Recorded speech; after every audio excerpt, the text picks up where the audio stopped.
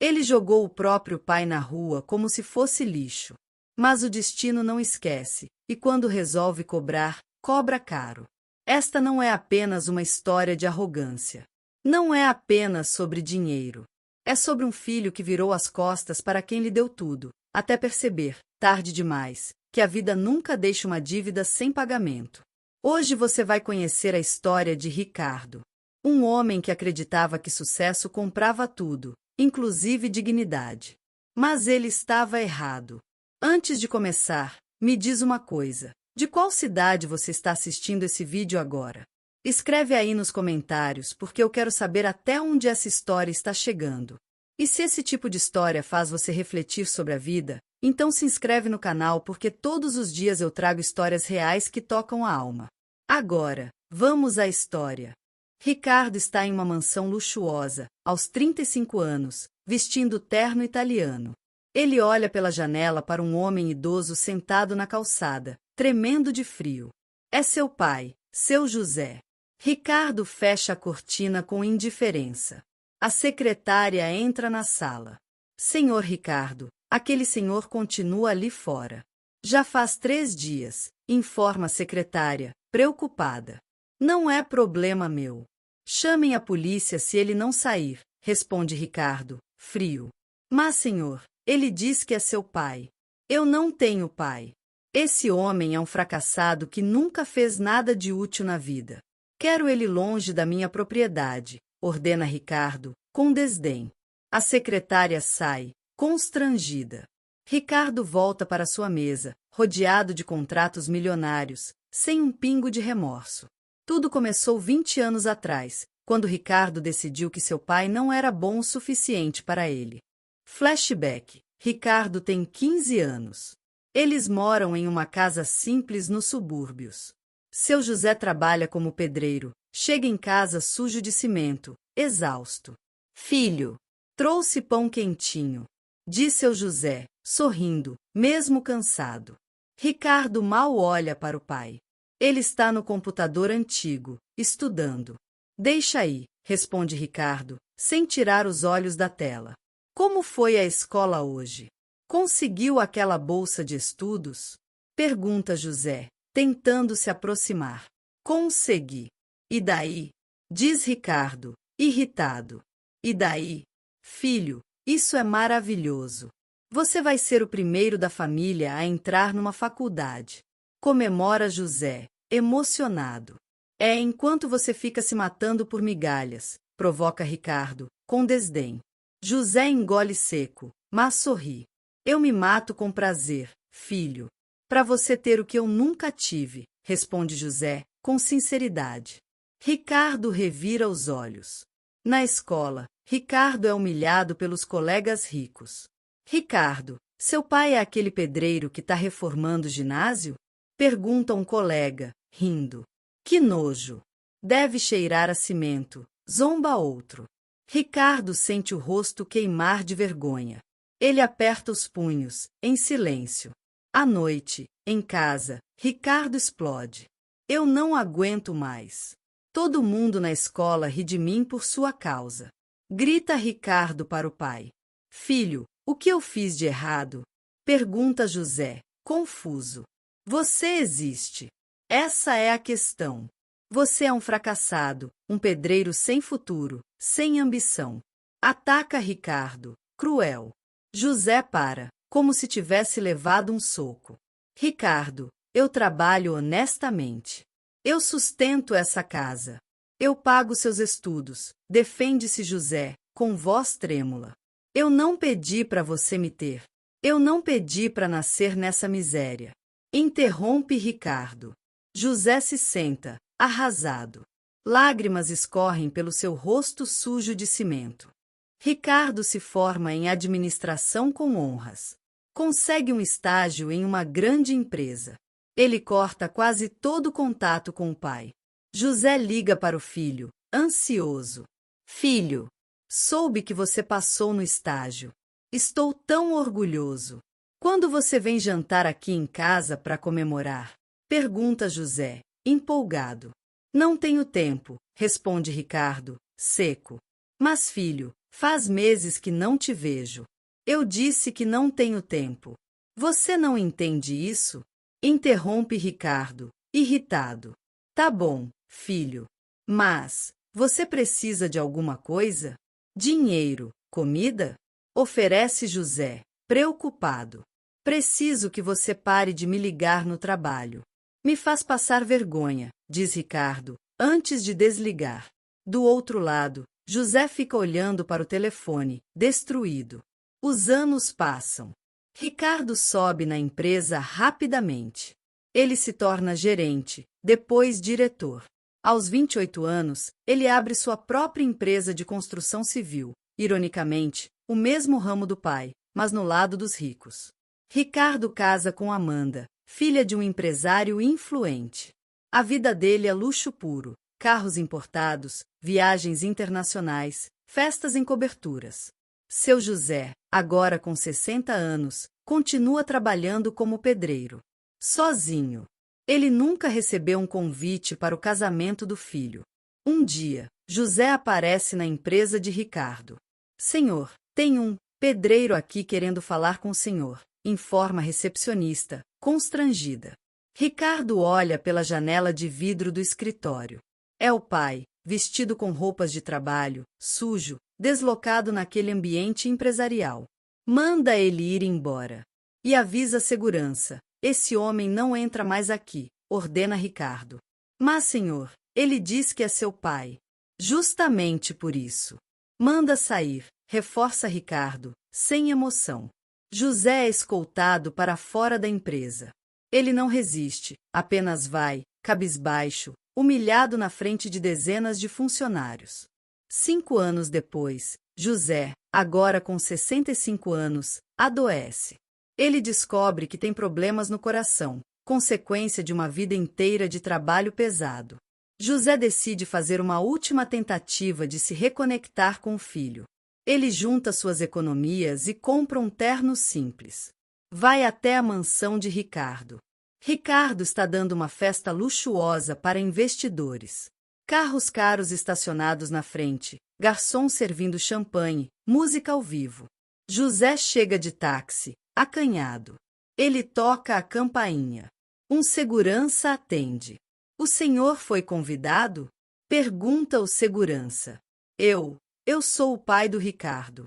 Preciso falar com meu filho, diz José, nervoso. Aguarde aqui, ordena o segurança. Minutos depois, Ricardo aparece na porta, irritado. O que você quer? Pergunta Ricardo, ríspido. Filho, eu só queria conversar. Faz tanto tempo. Eu tenho te acompanhado de longe.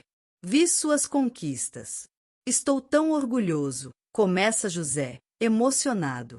Você está me envergonhando. Eu tenho investidores aqui dentro. Você não pode aparecer assim na minha casa, interrompe Ricardo. Eu só quero alguns minutos, filho. Eu não estou bem de saúde. Queria te ver, insiste José. Não é meu problema. Você teve a vida inteira para ser alguém e escolheu ser um pedreiro. Agora aguenta as consequências, responde Ricardo, cruel. Ricardo, por favor, eu sou seu pai, implora José, com lágrimas nos olhos. Você é um fracassado. E eu não me misturo com fracassados. Agora saia da minha propriedade antes que eu chame a polícia, ameaça Ricardo. José fica parado, em choque. Ele olha para o filho, esperando que ele volte atrás. Mas Ricardo simplesmente entra e bate a porta. José caminha para longe, destruído, enquanto os sons da festa ecoam pela mansão. 3 meses depois, José perde o emprego. Aos 65 anos, ninguém quer contratar um pedreiro velho e doente. Ele não consegue pagar o aluguel. Desesperado, José volta à mansão de Ricardo. Dessa vez, ele implora. Ricardo está saindo de casa quando vê o pai na porta. De novo você? Eu não fui claro da última vez? Diz Ricardo, impaciente. Filho, eu perdi meu emprego. Não tenho onde morar. Eu só preciso de um lugar para ficar uns dias, até eu me reerguer, pede José, humilde. Você acha que eu vou deixar você morar aqui? Na minha casa? Ri Ricardo, sarcástico. Não precisa ser dentro. Pode ser na garagem, no quarto de empregada, qualquer lugar, filho. Por favor, súplica José. Amanda, a esposa de Ricardo, observa de longe, incomodada. Você não entende, não é? Eu construí tudo isso para me afastar de gente como você. Gente fracassada, sem futuro, sem ambição. Eu não vou deixar você contaminar minha vida, declara Ricardo, friamente. Filho, eu sou seu pai, eu te dei tudo que eu tinha, tenta José, desesperado. Você me deu miséria. Você me deu vergonha. Eu tive que me erguer sozinho, apesar de você. Explode Ricardo. Ricardo, ele é seu pai, intervém Amanda, sem graça. Você fica fora disso. Ordena Ricardo à esposa. Ele volta a olhar para o pai. Eu vou ser muito claro, você não significa nada para mim. Você é um peso, um estorvo, uma lembrança de um passado que eu enterrei. Eu não quero você perto de mim, da minha família, da minha vida. Suma. Desaparece. Morre na sarjeta se for preciso, mas não volte aqui, diz Ricardo, com ódio. José desmorona. Ele cai de joelhos, chorando.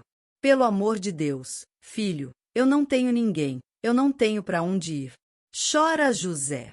Ricardo chama a segurança. Tirem esse homem daqui. E se ele voltar, chamem a polícia por invasão de propriedade, ordena Ricardo. 2 seguranças pegam José pelos braços e o arrastam para fora. José não resiste, está sem forças. Filho! Ricardo! Por favor! Grita José, sendo levado embora.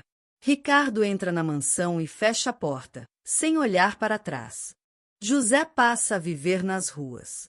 Ele dorme em praças, pede comida, sobrevive de caridade alheia. Seu estado de saúde piora rapidamente. Durante 3 dias, José fica sentado na calçada em frente à mansão de Ricardo, esperando que o filho tenha pena. Mas Ricardo apenas fecha as cortinas e ignora.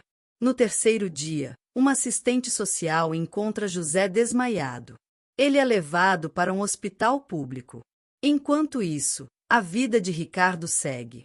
Ele fecha um contrato milionário, compra mais uma cobertura, celebra com champanhe caro. Uma semana depois, Ricardo recebe uma ligação. Alô, estou falando com Ricardo da Silva? Pergunta uma voz feminina. Sim, quem é? Responde Ricardo, impaciente. Sou do Hospital Municipal.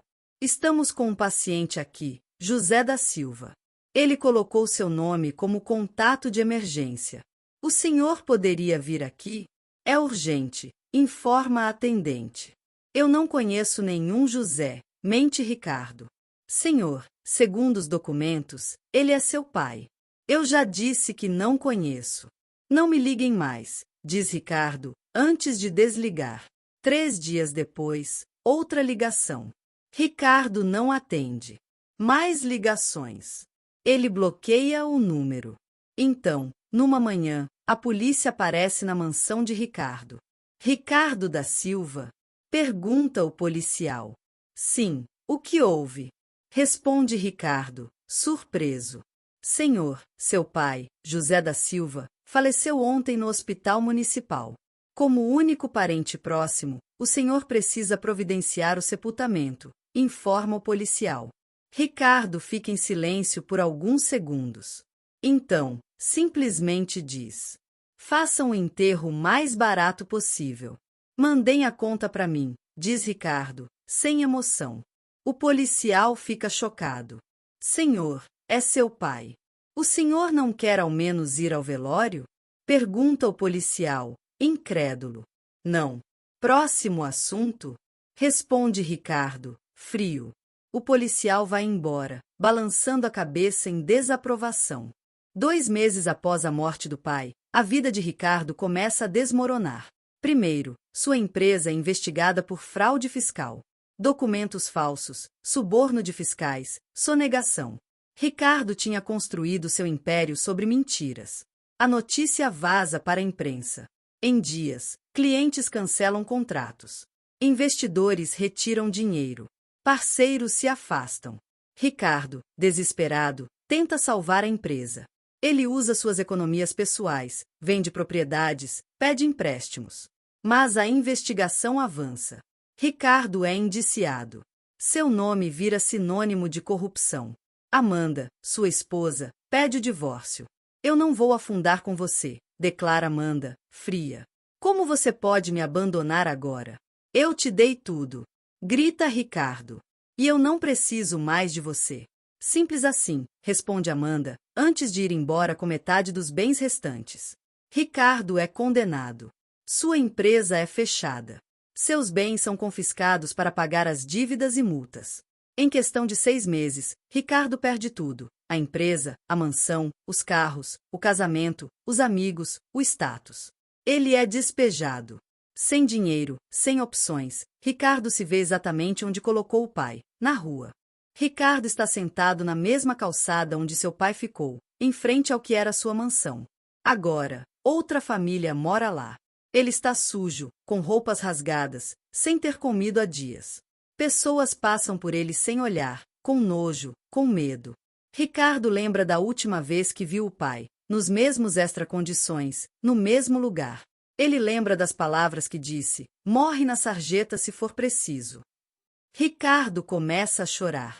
Não de autocomiseração, mas de remorso. Pai, eu sinto muito, eu sinto tanto, sussurra Ricardo, sozinho. Ele procura em seus pertences. Encontra uma foto velha e amassada, a única coisa que sobrou. É dele criança, no colo do pai.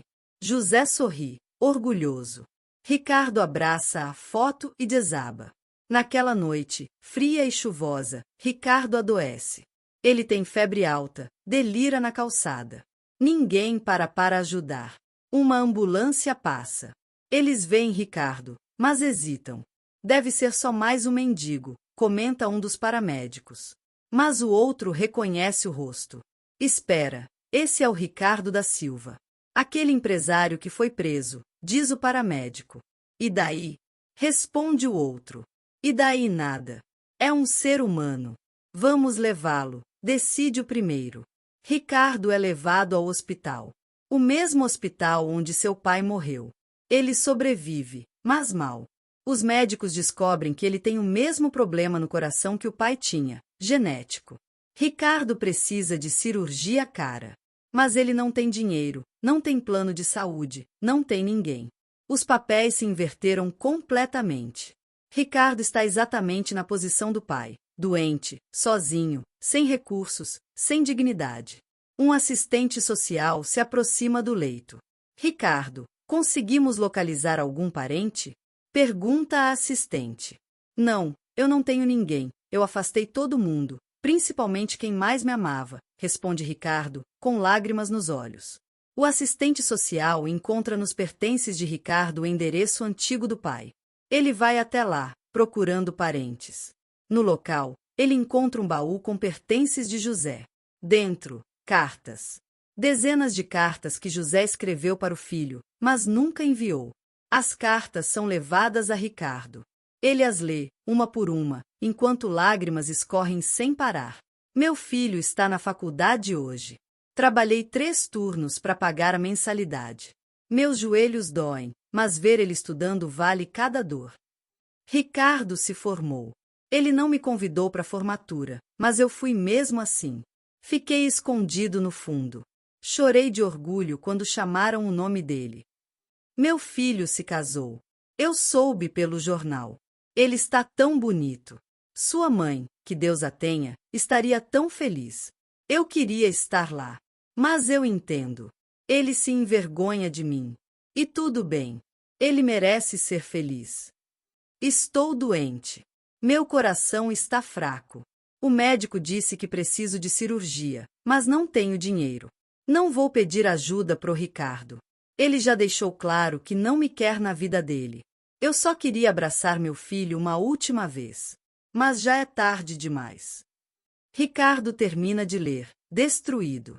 Ele olha para o teto do hospital e fala sozinho. Pai, eu fui um monstro. Você me deu tudo. Você me amou mais do que eu merecia. E eu te tratei como lixo. Eu te expulsei. Eu te deixei morrer sozinho. E agora eu estou exatamente onde te coloquei. É isso que eu mereço.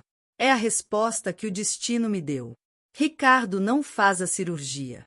Ele não tem dinheiro e se recusa a pedir ajuda. Semanas depois, sozinho num quarto de hospital público, Ricardo morre, da mesma doença, no mesmo hospital, na mesma solidão do pai. Ricardo teve tudo o que quis: dinheiro, poder, status. Mas ele jogou fora o único tesouro que realmente importava: o amor incondicional de um pai. E quando o destino virou o jogo, não havia mais ninguém para segurá-lo. Porque quem planta desprezo, colhe solidão. Quem rejeita amor, morre sem ele. O destino não esquece. O destino sempre responde. Valorize quem te ama. Porque um dia, você pode precisar desse amor, e ele não estará mais lá. Se você gostou dessa história, não esqueça de se inscrever para ver mais histórias emocionantes. Comente aqui também o que você acha sobre a atitude de Ricardo. Até a próxima!